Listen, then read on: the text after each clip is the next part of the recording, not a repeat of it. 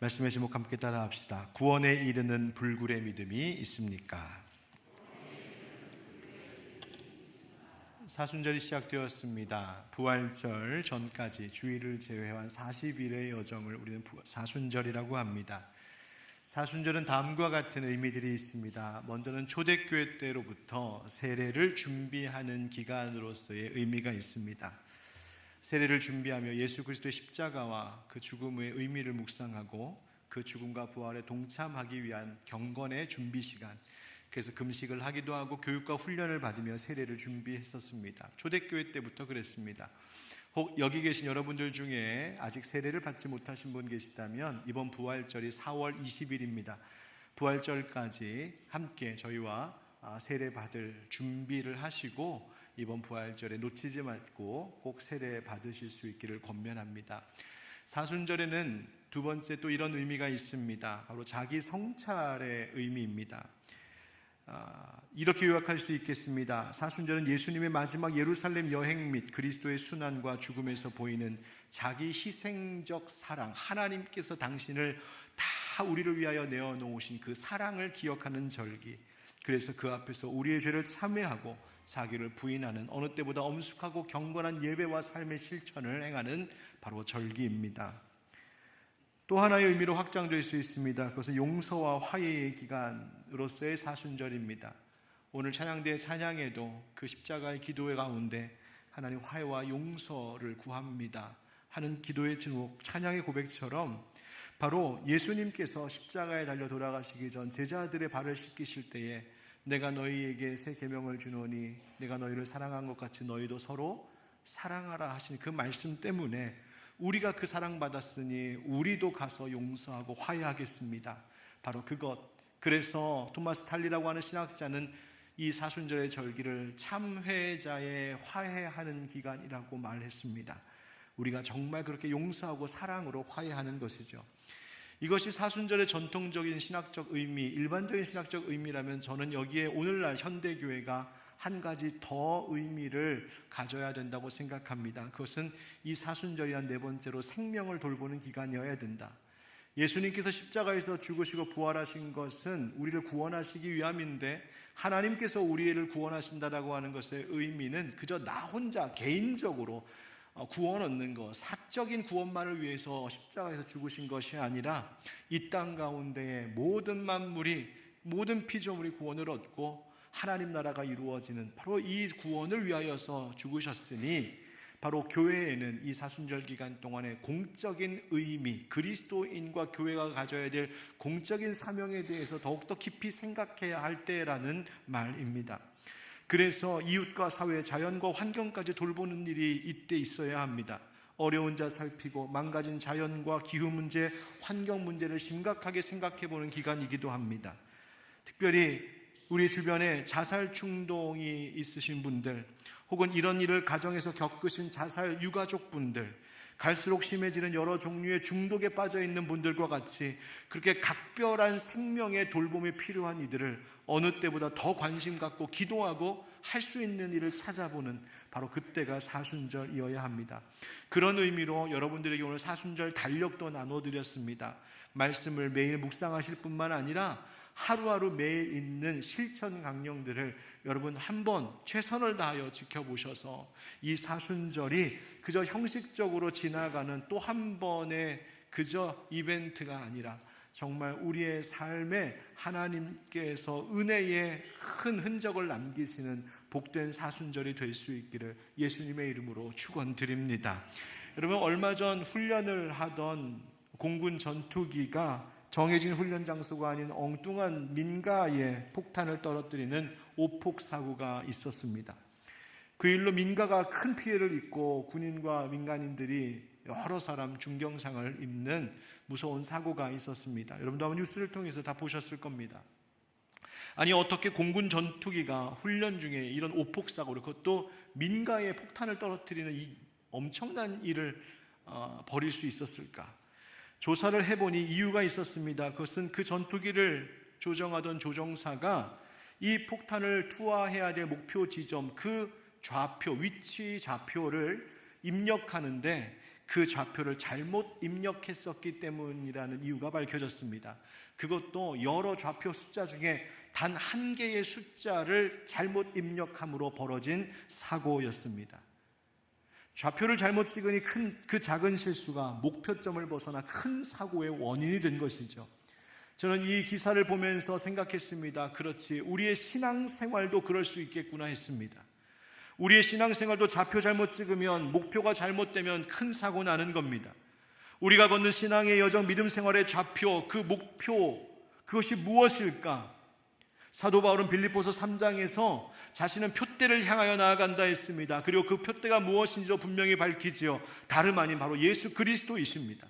예수 그리스도 따라가고, 예수 그리스도 닮아가고, 예수 그리스도께서 부르시고 우리에게 주신 사명을 위하여 나아가고, 그것을 이룰 때에 하나님 아버지께서 우리에게 주시겠다 하시는 부름의 상을 향하여 달려가는 것, 그것이 사도 바울은 모든 그리스도인의 표대요, 우리의 인생 여정, 우리의 신앙생활 가운데 분명히 찍어야 할 올바른 좌표라고 말했습니다.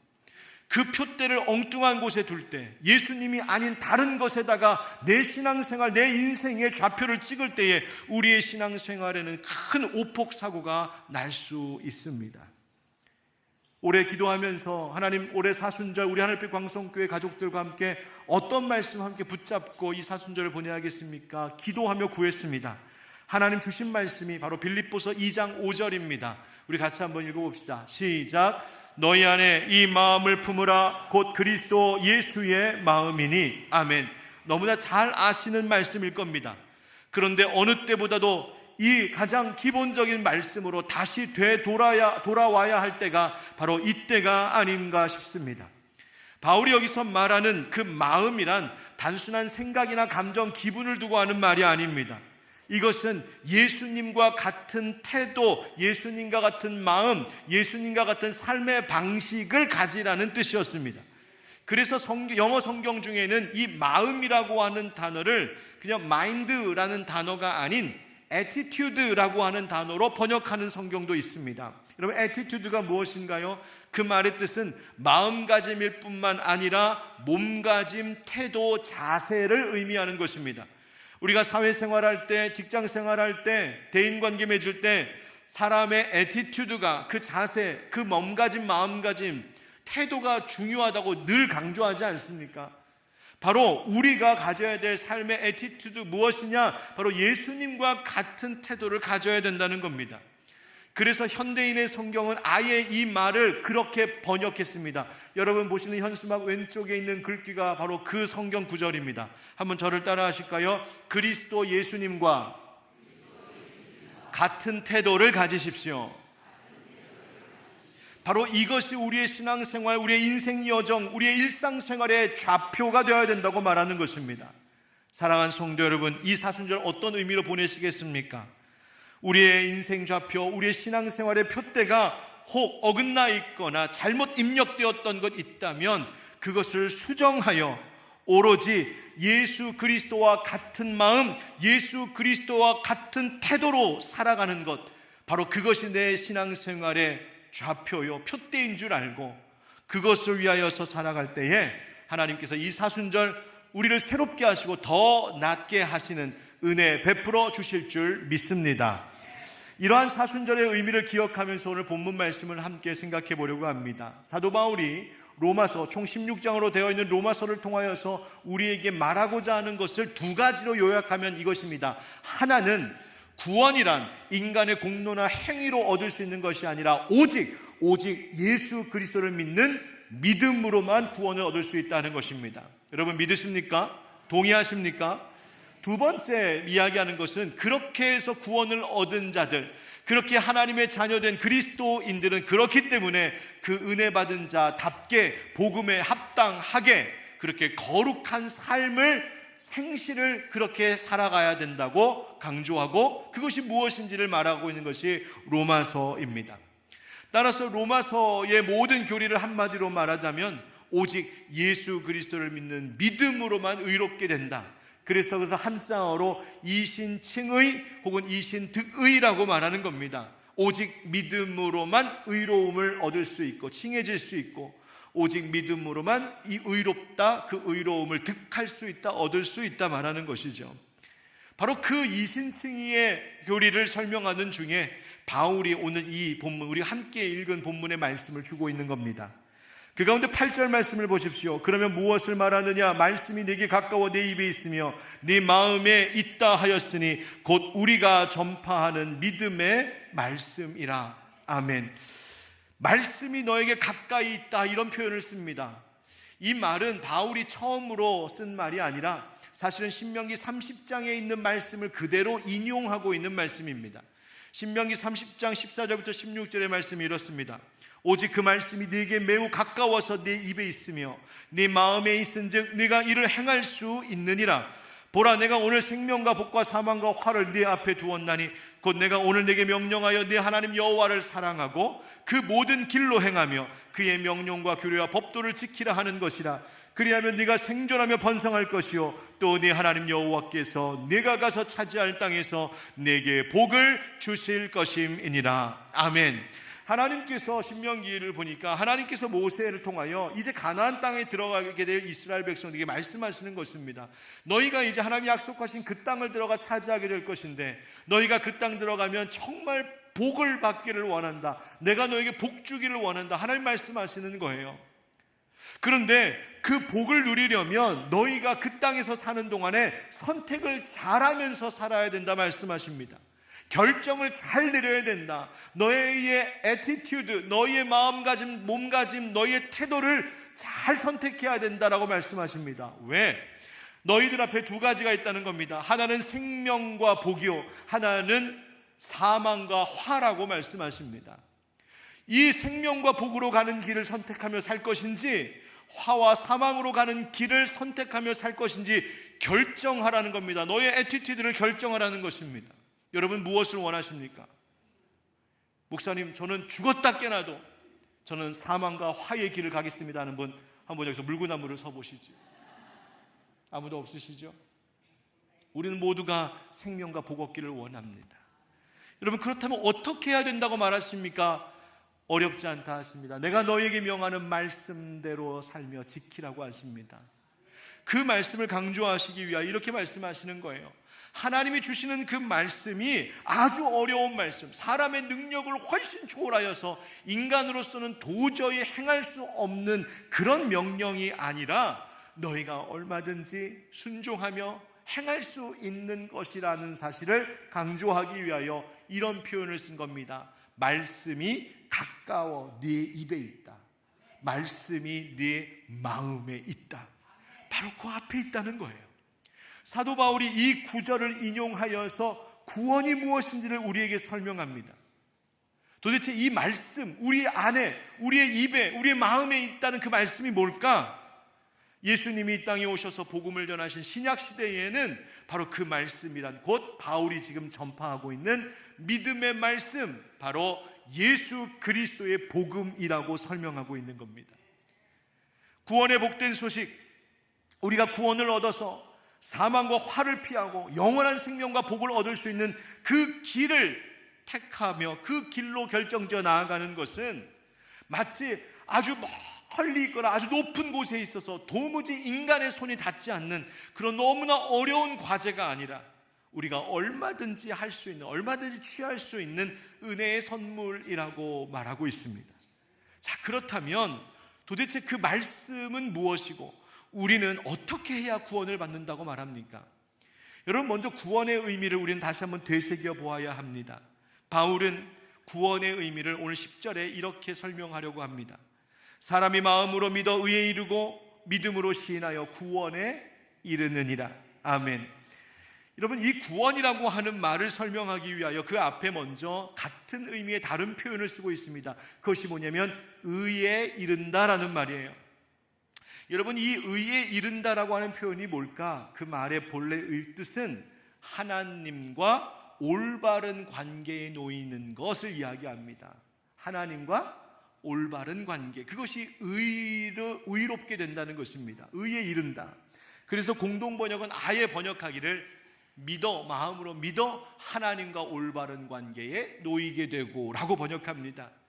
즉 여러분, 구원이라고 하는 것은 나 이제 죽으면 지옥 안 가고 천국 가, 단순히 단편적으로 그냥 그렇게만 이해할 것이 아니라 구원의 보다 본질적인 의미는 내가 오늘 하나님과의 관계가 오늘 올바르게 회복되어 있느냐, 바로 그것이 구원의 의미라고 하는 것입니다. 왜 그것이 구원일까? 우리 인간이 창조되었을 때에 하나님께서 우리를 그렇게 지으셨기 때문입니다.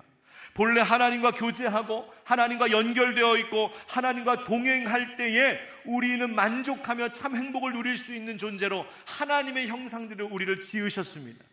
그런데 죄로 인하여서 그 하나님과의 관계가 끊어졌을 때, 단절되었을 때 우리 안에서 일어나는 현상이 무엇이냐면 뭘 해도 만족이 없습니다. 늘 불만족입니다. 뭐를 먹고 마셔도 늘 배고프고 갈증이 일어납니다. 갈급함이 있습니다. 모든 것이 무의미하게 느껴집니다. 공허합니다. 모든 것이 혼돈과 무질서입니다. 그것이 우리 인간의, 하나님과 단절된 인간의 비참함입니다. 마치 창세기 1장에 하나님께서 말씀으로 천지를 창조하시기 바로 그 전에 모든 흑암과 공허함과 그 혼돈과 무질서, 바로 그 모습이 하나님과 단절되어 있는, 하나님과 연결되어 있지 않은 인간의 존재의 모습입니다.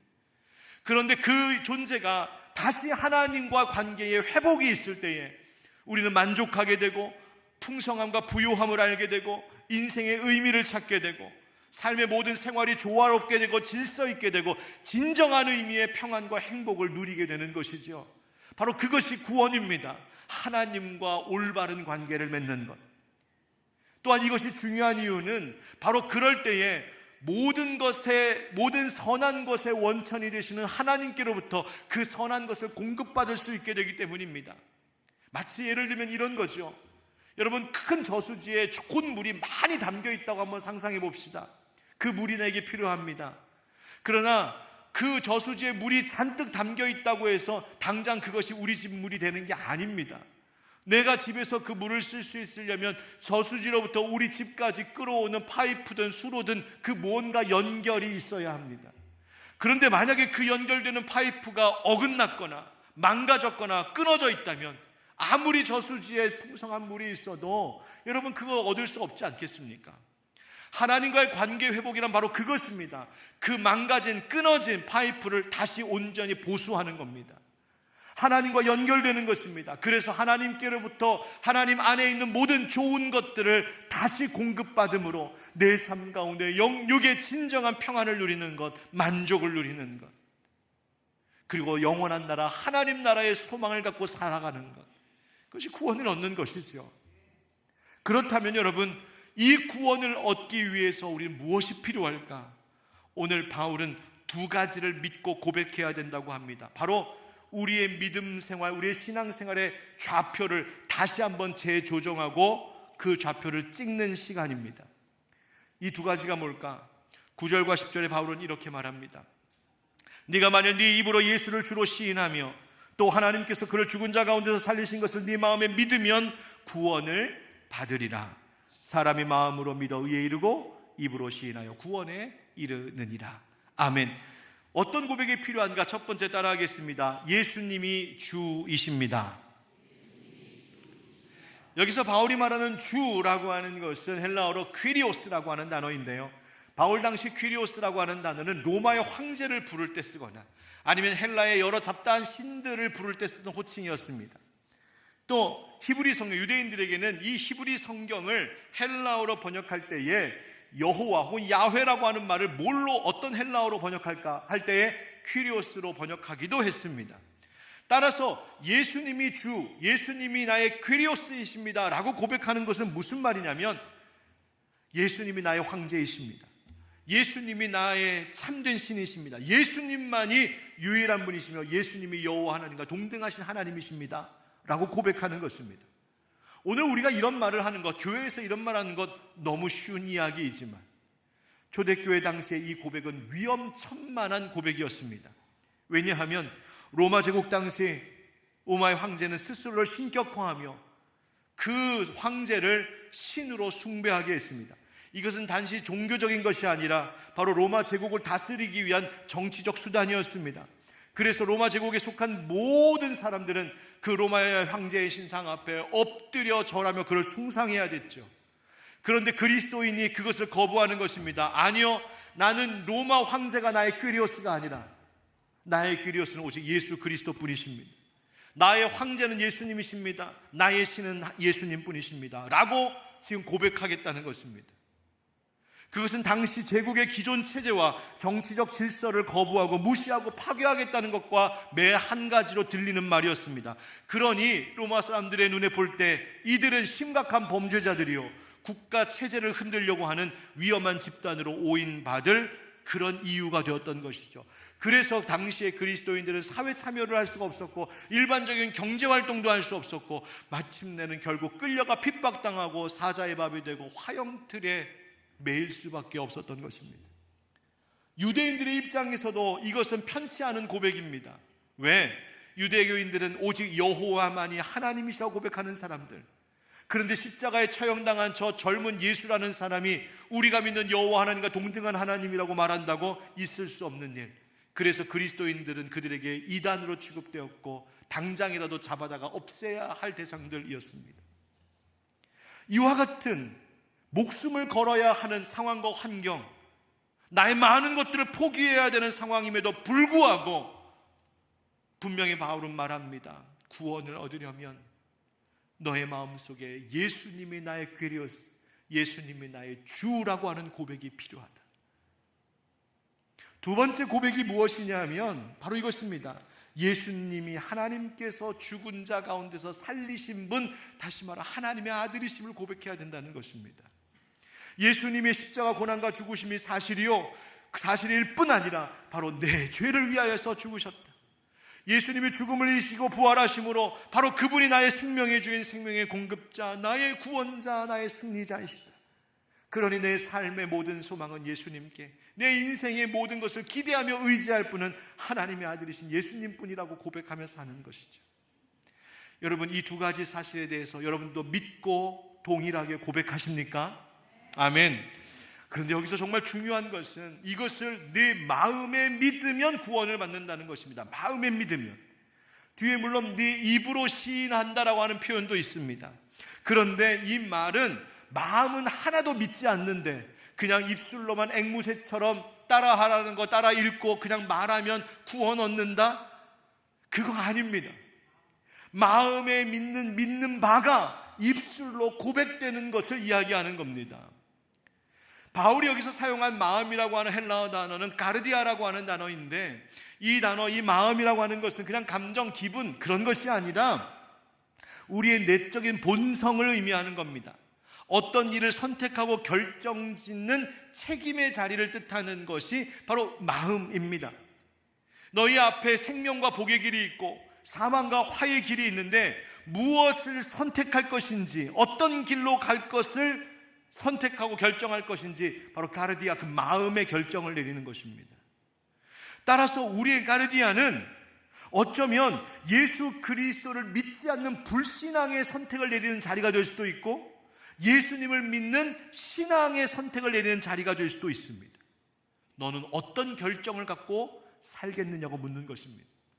우리의 마음이 세상의 것을 퀴리오스라고 부를 것인지, 로마의 황제와 같이 세상의 힘과 세상의 즐거움과 세상의 명예와 부를 나의 퀴리오스, 나의 주로 고백하며 살 것인지, 아니면 그 모든 것들 다 포기해도 예수님만이 나의 퀴리오스, 나의 주라고 고백하며 살 것인지 네 마음 가르디아에 선택하고 결정을 하는 겁니다. 그것이 입으로 시인되고 행실로 나타난다는 겁니다.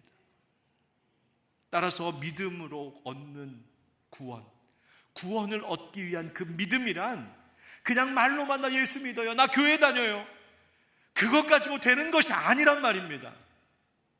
매 순간 매일마다 내게 닥쳐오는 모든 일들 하나하나마다 내 마음 깊은 곳에서 이 모든 일의 주인은 예수님이십니다. 내 삶의 황제는 당신뿐이십니다. 내 삶에 의지하고 소망할 이는 오직 예수밖에 없습니다. 그 고백으로 하루하루를 살아가느냐, 바로 거기에 내 인생의 좌표를 찍고 내 인생의 표대를 바꾸는 일입니다. 내 삶의 가치와 기준이 바뀌는 일, 인생의 목적과 의미가 달라지는 일입니다. 그래서 바울은 13절에 이렇게 외칩니다. 누구든지 주의 이름을 부르는 자는 구원을 받으리라. 아멘. 여기서 부른다는 말도 그것입니다. 그냥 예수님 예수님 예수님 말로 입으로 앵무새처럼 부른다고 구원 얻는다는 뜻이 아닙니다. 여기서 부른다는 말은 마음의 그 믿는 믿음, 내 중심에 나의 모든 일에 있어서 예수가 나의 주, 예수는 하나님의 아들, 내 구원자이십니다라고 하는 그 진정한 목숨을 건 고백, 그 마음을 가지고 공개적으로 사람들에게 말하며 공식적으로 예수님만을 예배하는 자들을 말하는 표현입니다. 누구든지 주를 부르는 자. 여러분, 우리는 어떻게 살고 있습니까? 여러분들 직장 다니시는 분들, 여러분 직장 동료들께서 여러분들을 보시면서 야, 저 사람의 주인은 예수님이네, 저 사람의 사장님은 저 사람의 보스는 예수님이네. 여러분, 그것을 드러내고 사십니까? 여러분의 친구들, 여러분 주변 사람들 여러분 볼 때마다 야, 저 사람은 다른 거는 기대할 게 없는데 저 사람은 예수님만 기대하며 예수님만 소망하며 사네, 꼭 입으로 말은 안 해도 그 마음에 그것을 느끼게 하는 삶을 살고 있습니까? 모든 일에 있어서 내가 가정에서 살림을 하든 자녀들을 양육하든 직장에서 일을 하든 학교에 가서 공부를 하든 무엇을 하든 그 모든 일에 있어서 예수가 나의 kyrios이십니다, 예수가 나의 유일한 소망이십니다, 그거 고백하며 사느냐 말입니다. 어떤 이에게는 이것이 대단히 어려운 도전일 수도 있습니다. 어떤 이에게는 초대교회의 순교자들처럼 목숨을 건 위험한 일이 될 때도 있습니다. 어떤 이에게는 많은 세상의 것들을 포기해야 되는 일이기도 하고, 어떤 이에게는 치열한 내적 외적 싸움을 불러일으키는 요인이 되기도 합니다. 그럼에도 불구하고 나 자신의 까르디에, 나의 마음속에 예수를 주로 믿는 결정에 변함이 없는 자, 그 꺾이지 않는 믿음을 가진 자가 구원에 이른다고 성경은 우리에게 말해주고 있습니다. 저는 오늘 이런 믿음을 불굴의 믿음, 굴하지 않는 믿음이라고 말하고 싶습니다. 한때 이런 말이 유행했죠. 중꺾마. 뭐예요? 중요한 것은 꺾이지 않는 마음이라고요.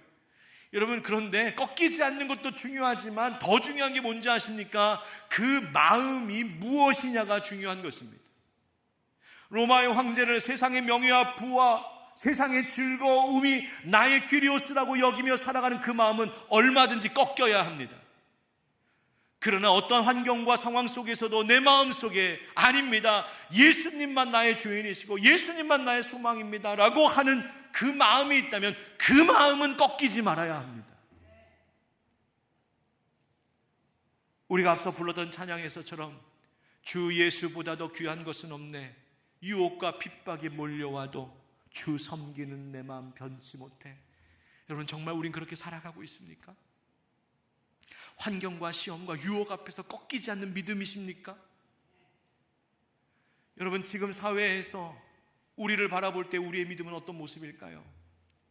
온갖 언론, 미디어, 뉴스에 등장하고 있는 여러 우리 기독교인들의 모습을 세상에서 볼 때 그 모습을 보면서 야, 저들은 진짜 저들의 kyrios, 주를 예수만으로 고백하는구나, 저들의 소망은 정말 예수뿐이구나 라는 것을 느끼게 하는 모습입니까? 아니면 저들의 주인은 자기 신념이네, 저들의 kyrios는 자기 의네, 저들의 주인은 세상 권력이고 명예고 부고 혹은 특정 정치인이 저들의 주인 노릇하고 있네. 여러분, 그것을 보여주고 있는 오늘 우리 기독교인의 모습입니까? 사랑하는 성도 여러분, 우리 하늘빛 광성교회 성도들만큼은 세상의 어떤 어려움과 시험과 유혹, 어떤 문제 앞에서도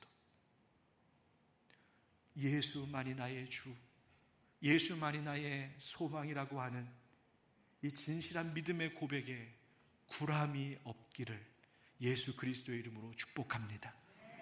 이 일을 위하여 하나님께서 우리에게 하시는 일이 있습니다.